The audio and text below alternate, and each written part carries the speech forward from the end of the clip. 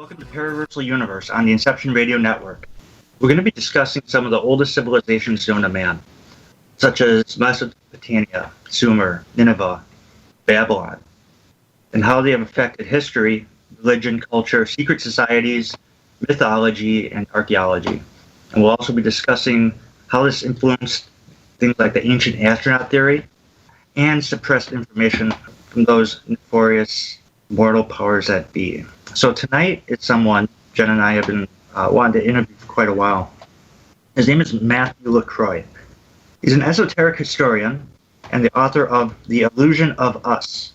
He'll help us connect the dots as he walks us through the fascinating topics of forbidden archaeology, which is archaeology that has been covered up or suppressed, and esoteric knowledge, or secret knowledge, that has its origins in man's past.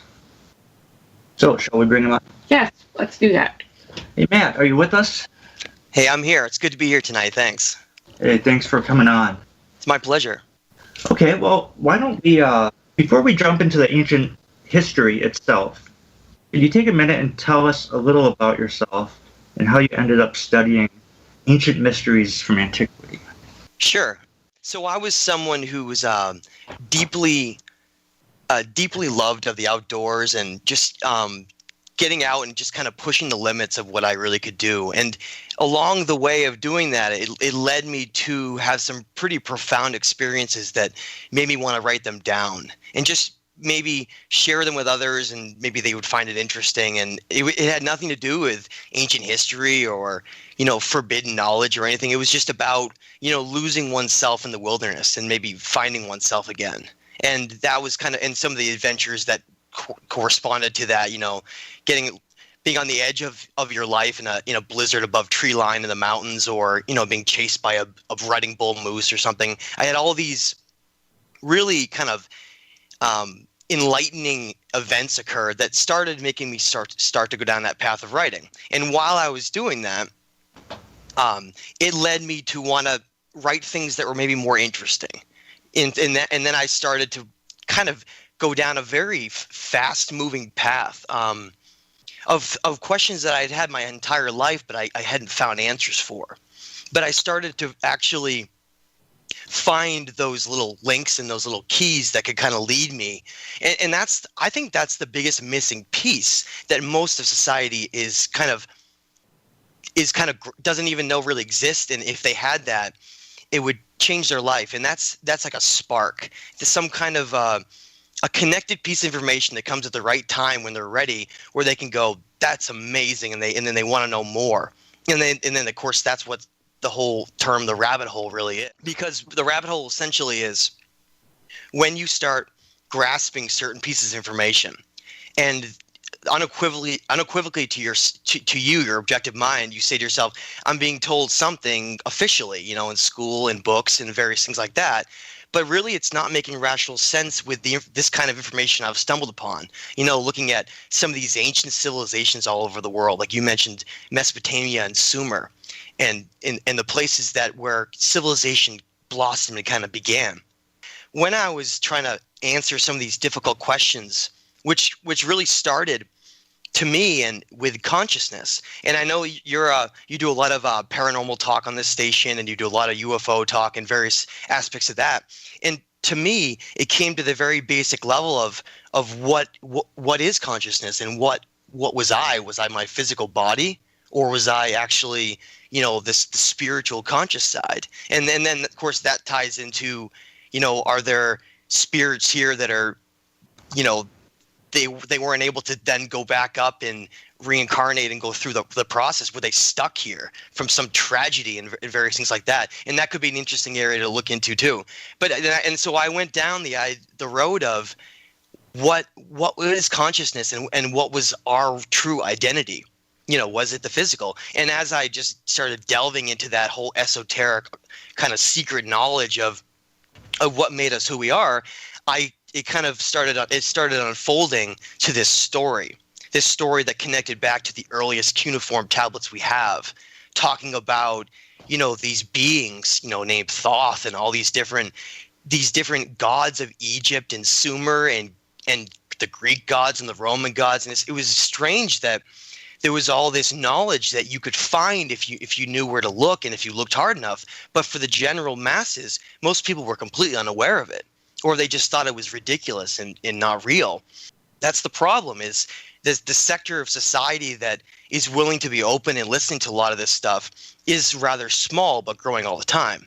So the book, The Illusion of Us, is basically, the name is The Illusion of Us because it's this illusion of what our reality has become, based on the social conditioning of generations upon generations of people through like a war mentality and these other means, where we live in this illusion where our perceptions of what we should be doing here and everything around us has been so skewed that it's almost like living in a fishbowl. It's living in a fishbowl of lies about who we really are, what our consciousness is, what exists in the universe, what is the spirit, all those things. They're not being taught, and yet they're known by the upper echelons of society. And I find that, to find some of these things that are hidden from the masses or society, through my journey, I guess at some point I did realize that the information is out there, and things that we call wonders or supernatural or just the unknown and unexplained, there are people that have figured out a lot of this stuff, and much of it's ancient knowledge that's been handed down through time from by the what I call the moral powers that be. And there's no doubt that there's conditioning. There is establishment narrative in place which keeps things and beliefs suppressed.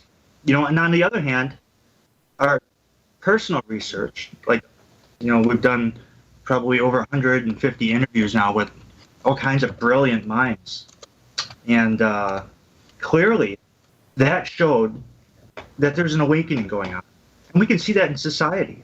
The unexplained is losing its taboo, so to speak. So have you met more resistance overall or more acceptance from others? And can you elaborate on that? Yeah, that's a great point.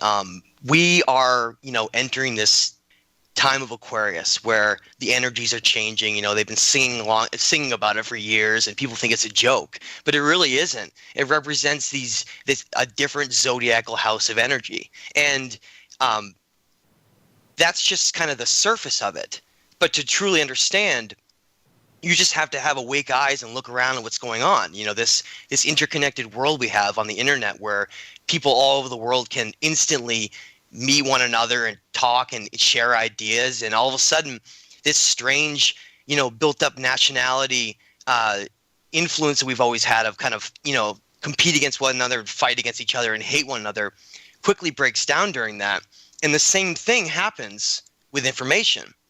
All of a sudden, so many of these things that used to be very difficult to find, like you said, these esoteric occult, and the word occult just means hidden. This secret knowledge, it has been very difficult to find because there hasn't been the availability of things like the internet, and people maybe wouldn't know what books to pick out or what to find, so they kind of would maybe stumble upon them, or just someone that would happen to just know the right place to look and that would help someone they know. So it was a very small sector of society that had this information. Because of that, when they came upon it, they got to the point where they had so much more information that everyone else just considered them crazy. And that's the same thing that's happening today, but on a much lesser level, because we're seeing this kind of awakening that the Mayans prophesized about, and all of these cultures talked about how we would reach this time of universal consciousness where our vibration would make it so that we would be no longer susceptible to just the narrative of lies, where we would kind of pierce through that veil, it's called. The Gnostics called it a veil of illusion, the veil of keeping people kind of entrapped in all the lies that have been built up. One of the things I write about in my book, I give an example of how society is like a pot of water on a stove, with a top on it.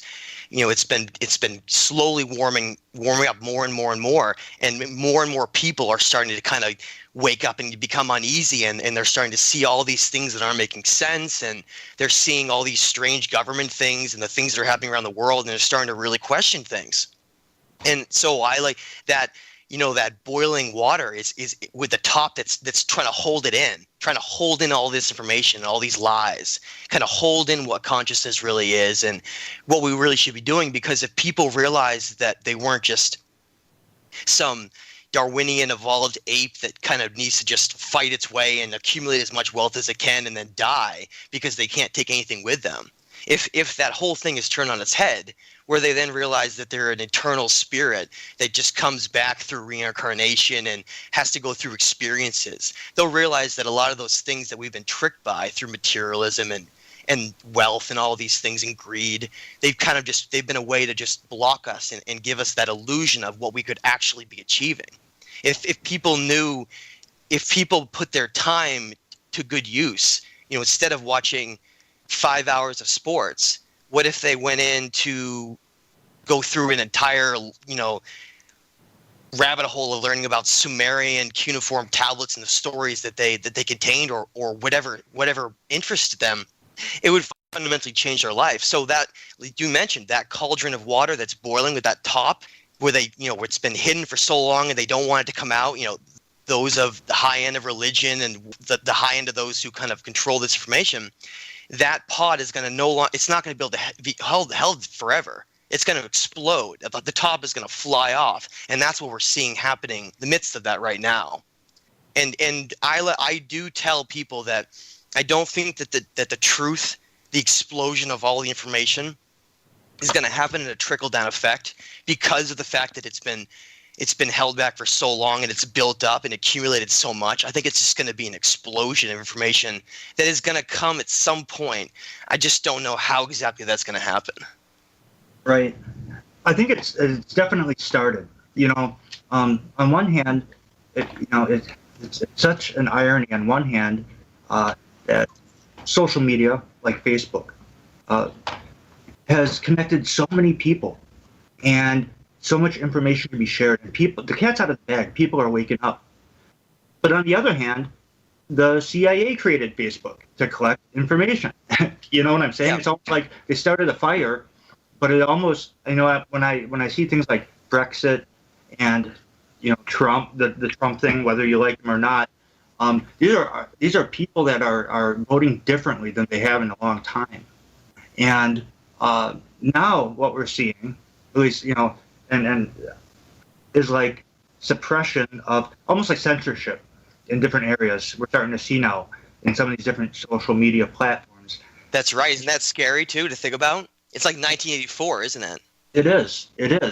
And my thought is that I think that they thought they were so close that they could start giving us these tools that we can learn from, and they would be able to put, like you said, the lid back on the pot. And at this point, there are so many people that are waking up to this stuff that it may be too little too late. But then again, it's like, I don't know. You know what I'm saying? Every time I think I can call something as far as the future goes, there are always variables and things come up and no, you're right. It's growing all the time. People are waking up every single day. You're seeing more and more groups joining. People, and people are so isolated with this information, right? There'll be a group of, say, 30 people, just hypothetically, and maybe a handful, maybe two, are awake. And what that term awake is when you start realizing that a lot of the stuff that is real is actually not what we're being told, and that the narrative that we're given for things like our timeline of our own origin story, or what we should be doing right now, based on, we spend the majority of our lives working. You zoom yourself out. If you just take yourself out of the perspective of what we have right now, if you kind of close your eyes and think, here you have this planet Earth with this incredible being that has We have 7 chakras that perfectly match the light spectrum. How can that be any kind of an accident? We're this incredible being that really is enslaved with these ideas of what we should be doing. And that's why I call it the illusion. And it's called the suppression and evolution of human consciousness, because we've been so held back from our potential and from understanding who we are, because if we knew, people wouldn't want to work at Burger King or Walmart anymore, because they would realize that they're wasting their lives, that they're all their time, and that all of a sudden they're on their deathbed, and they think back and they haven't done anything. Most people have just spent the most of their life watching TV and shopping. They haven't ever crossed a great ocean and seen some new continent, or scaled some mountain, or made an incredible painting that they were proud of that they could share, or whatever it is. So much of our lives have been stolen by what we think we should be doing and what we should be doing with our time, that this information, when people come across it, it takes them down such a path that to others they just seem crazy. And that's, I guess, the most difficult thing of all. I agree. One of the questions was, do you believe in the idea of, whether it be fluoride or in our water or a moon matrix or anything in between? You look at something like most of the public drinking water in the United States. This is what the hardest thing is about this. People hear the word conspiracy and they automatically start rolling their eyes because it's something they couldn't imagine. But yet, if you just sit down and look at the hard numbers and the real facts, you'll see it's very strange to see that most of the public drinking water has amounts of fluoride that are neurotoxic to developing brains and brains in general. And it's dumped into more than 50%.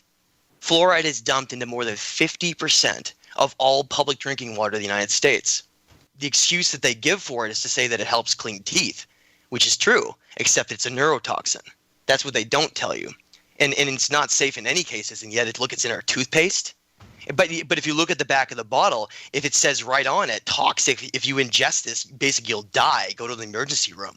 But we're putting that in our teeth and in our mouths. And so the whole thing starts to make sense about this whole idea of this lid on consciousness, and us being aware of what's going on, and the various means that are being used to keep us unaware, keeping us sick, keeping us in a lower energetic state and in confusion and fighting over each other. So we're always distracted by things like celebrities and all these things that are going on, all this fake news, when in reality there's all these real things going on, like the desecration and destruction of all of these ancient sites all across Syria and Iraq. But at the same time, everyone just sees evil terrorists that are attacking all these locations, and the time all these things are happening, and we're all just batting an eye and we don't even know it's happening. We don't even know it's existing. And we're losing all of the secrets of our ancient history. Like the board is being wiped clean so that the new narrative can be given by a lot of these powerful sides of like the church, Catholic and Christian church, and a lot of these places. Whether or not you want, that's a difficult realization to come to if you're a religious person, but we have to look at the fact that if information is being protected and held back, you want to just look at the fact that there's more from the greatest secret library right now that exists on Earth. It's a very simple little search on your computer. Look up the vaults underneath the Vatican, which basically hold the wealth of information that's been conquest all over the planet and exists down there. They have thousands and thousands and thousands of cuneiform documents, Mayan, Aztec, Inca. They have documents, cuneiform tablets and writings from all over the world stored in those vaults down there, not in a museum, in vaults that you have no access to. And that just shows you that those who are don't want people to know about this stuff because of the way that we're all, perfect in this fabric of society. Everyone is going to work and doing their thing, and no one's making any fuss, and that's what they want. But that's going to change. Okay, so the first question is, who is Enki and Enlil, and why are they significant to history? That's a really good question. What a great opener. They're some of the keys to the puzzle. If you want to understand why the way things are the way they are now, those are the two names you most need to know. Of any pantheon god of history.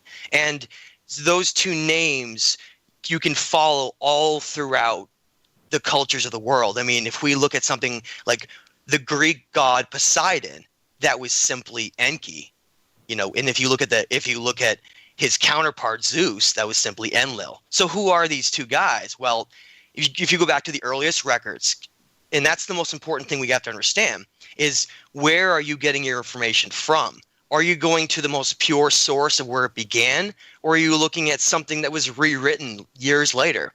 To always know the truth, you have to go back to the source. The earliest evidence we possibly have, something that tells us the unbiased story, or at least as unbiased as we can get. And what that represents is cultures like the Sumerian and the Babylonian cultures, the earliest human civilizations that we basically have evidence for on the earth. And what they did is they had this ingenious method of saying, we're smart enough to realize that, based on all the influences we've had, that if we were to try to write anything down on paper or carve anything or whatever, it would erode and disappear. So they realized there's this ingenious method called cuneiform writing, where they could essentially etch in their stories and the information that they needed to protect into stone, which would essentially last for thousands of years. And that's essentially all we have that remains of what they told. And what they talked about was how here you have this, we're told this Darwinian evolution where mankind came out of the jungle, and then they started, picking up sticks and learned fire and started fighting each other. And then out of nowhere, they just developed these massive civilizations with writing and all these things. And the Sumerians, which are our first civilization that came out of nowhere, they say, absolutely not. That's not what happened. We clearly state in all the masses of these cuneiform tablets, so many different ones, from something like the Atrahasis to the Numa Elish, or all the Sumerian king list, or there's so many different ones. And they basically tell us that all of these gifts of knowledge, of mathematics and agriculture and brewing beers and wines and all these different things, it all was lowered from heaven. And they always called anything out of earth heaven. And they talked about how these great gods came down and influenced and gave them all these things. And in those writings, they mentioned how there are these two brothers who are essentially always fighting back and forth because they're polar opposites of each other. And that's why our planet, these civilizations fighting to dominate and to control. And so these two brothers, their names are originally were Ea and Enlil. And Ea's name eventually became Enki, which is really fascinating if you break down the name and realize that Ki was what the Sumerians originally said Earth was called. So Enki became part of his name. And so these two brothers were always battling one another and fighting because they disagreed. And Enki was represented by the snake and the dragon, and he was always represented by higher knowledge, and he was a geneticist, and he was the great wizard and magician side. And then you had Enlil, the complete opposite side, which was a war dominating side, represented by the eagle or the bull. And that symbology represented by those two gods, you can see that all across the world fighting through these flags and various crests all over the world. So it's an amazing thing. You realize that, wait a minute, so these Sumerian gods that then became Babylonian gods and Roman gods and Greek gods and all these things represented by these symbols, they're still around today. It's still here today.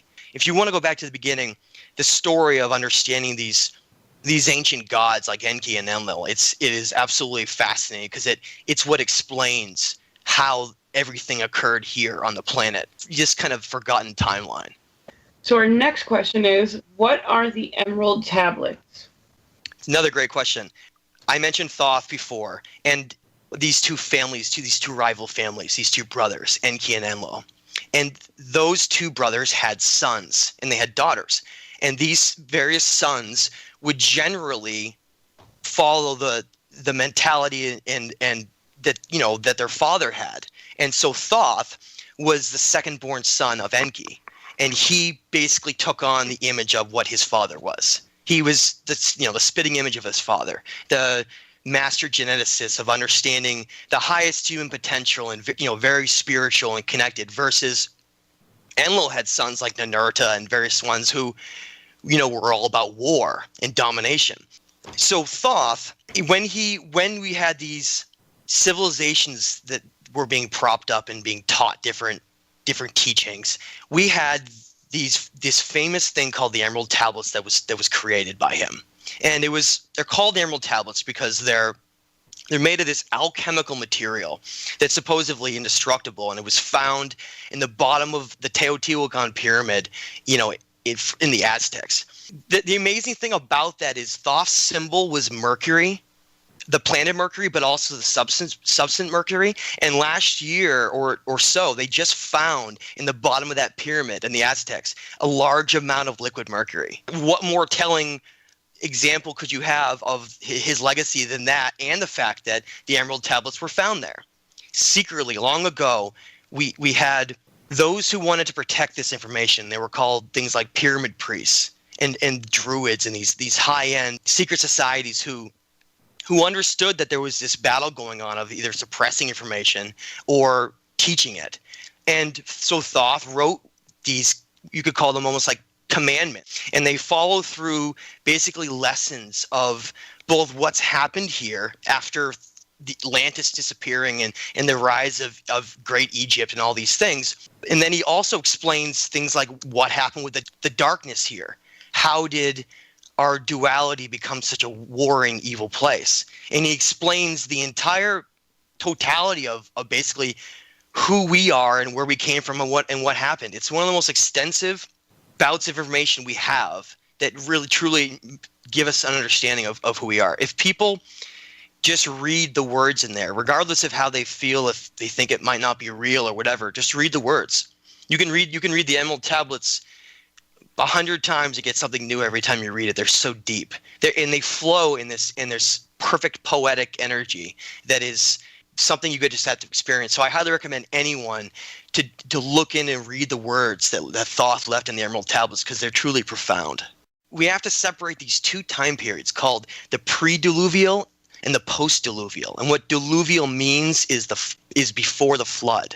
So if you look at geologic records, there was this disaster that occurred 12,500 years ago, and that's what essentially wiped out all these advanced civilizations. They were basically much higher technology than even we have now, because it was these great gods coming down, and there wasn't this distance that we have now. That's why there was so many great kings, and if you read the Sumerian king list, they actually go through these insane long reigns of so many of these pre-diluvial kings, thousands of years, and it's totally mind-blowing for us to consider, because of the fact that our lifespans are pretty much capped at about 120 years, and we die because our cell telengers break down. But to consider the fact that maybe that wasn't the case back then. All right, so we have a question for you from the chat room. Is not a lot of this miseducation and indoctrination coming directly from the government? Yeah, absolutely, and I think that's the hardest thing for people to wrap their heads around. Most people live in this comfortable little reality where they think, oh, the government's watching over me and they're telling me the truth about everything, and what I read in school that's the story. I got everything. I'm good. But the information that's being held back is always, it's at the highest level, and it's basically filtered down to the fact that we have a curriculum that's taught. People just think that how did that get to be that way? Why are we taught what we're taught? If you think about it that way, you say, okay, well, there's a curriculum that we're given with teachers, and they have to follow it. And if they don't follow it, get into serious trouble, get fired, lose their job. All the work they did to become a teacher is essentially gone. So teachers have to teach a curriculum, and essentially they all teach the same thing, just with maybe slightly different styles. And that's handed down from the government because there's a narrative to follow. It's a predetermined narrative too. So that if you ever have something that doesn't follow that narrative, saying, okay, this is a certain amount of 1,000 years old, blah, blah, blah, it's got to fit into this, right? Well, what happens if it doesn't fit into that? Let's take a place like Göbekli Tepe. an ancient site that we're just uncovering right now. And you look at that and we radiocarbon date some of these areas we're getting, and we're finding that it's over 11,500 years old. Well, oops, wait a minute. The timeline we're given as schools says that at that time, we were just simply nomadic and had no knowledge of, monolithic building and understanding that. So then you say to yourself, wait a minute, that doesn't make sense.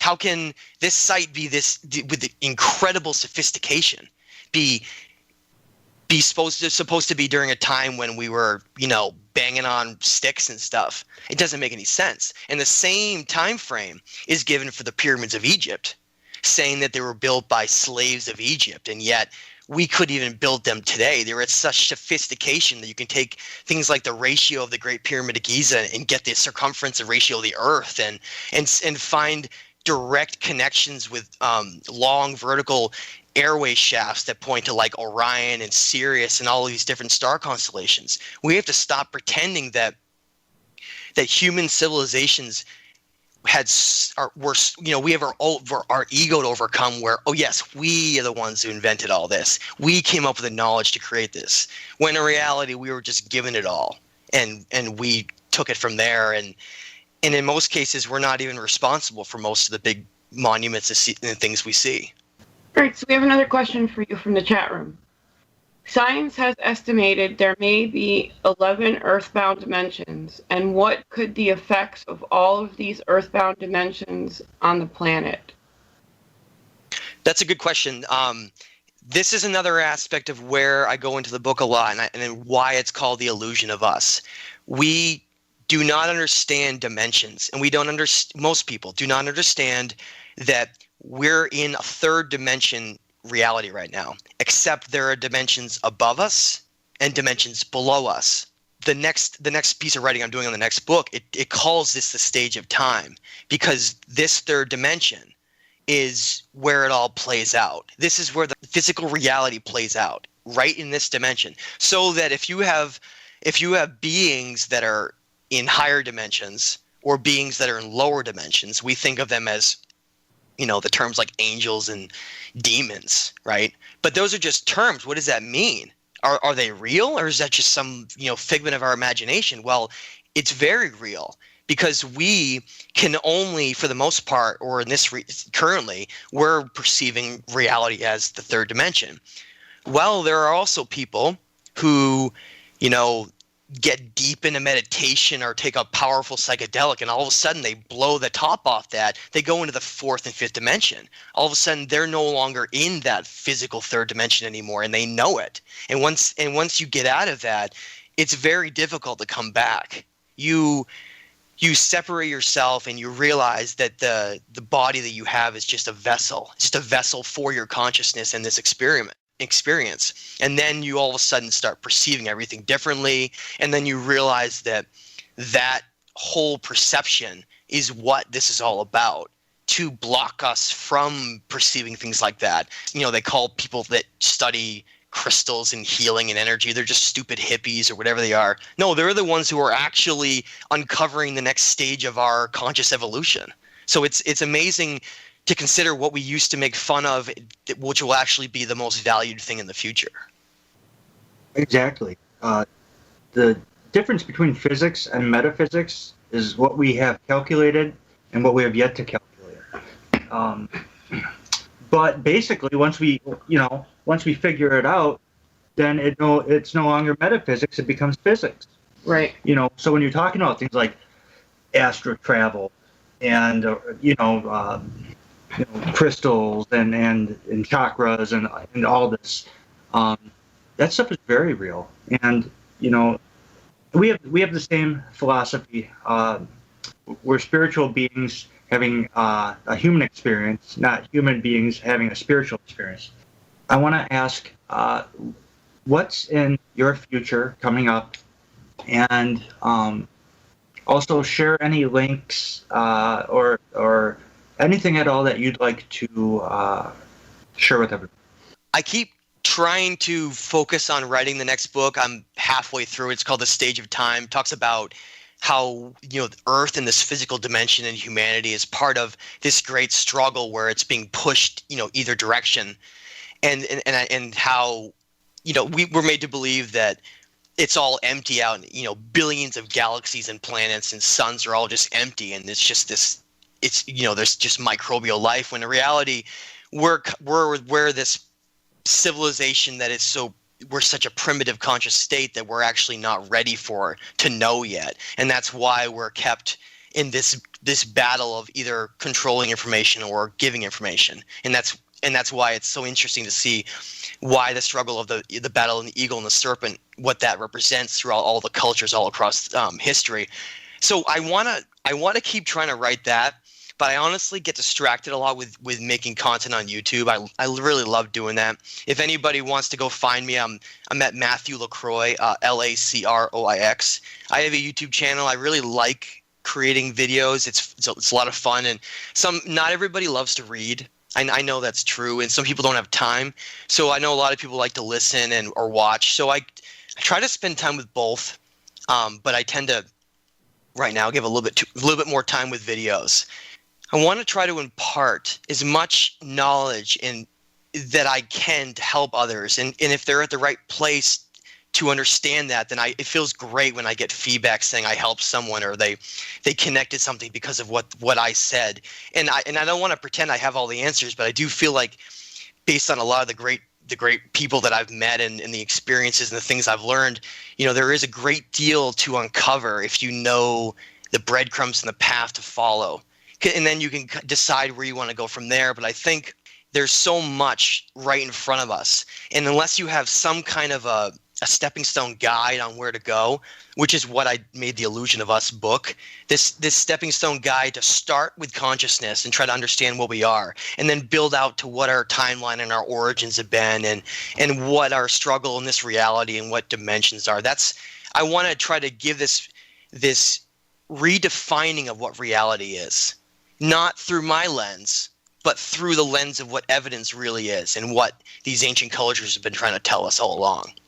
And so that's what I want to bring a place for people to then branch off and be able to then go and understand, because so many see all of this in this big, massive pile in front of them, and they have no idea where to go, and they don't know what's real, and so they just don't look at any of it.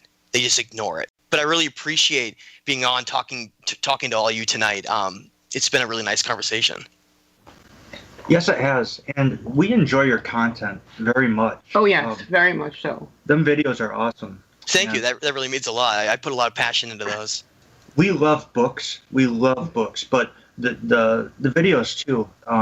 Like I said, that's where we learned about you at first, and we've been fans ever since. Everybody go check that stuff out, and check out his book, The Illusion of Us. Yeah, I put the link for his Facebook page in the chat box below, and there are also links to where you can purchase his book. And as Matthew said, just look up his name on YouTube. You guys will be blown away at some of the most awesome content he's made. Thank Matt LaCroix for being such a wonderful guest, and we will have to have him back on at some time in the future. All right, thank you very much.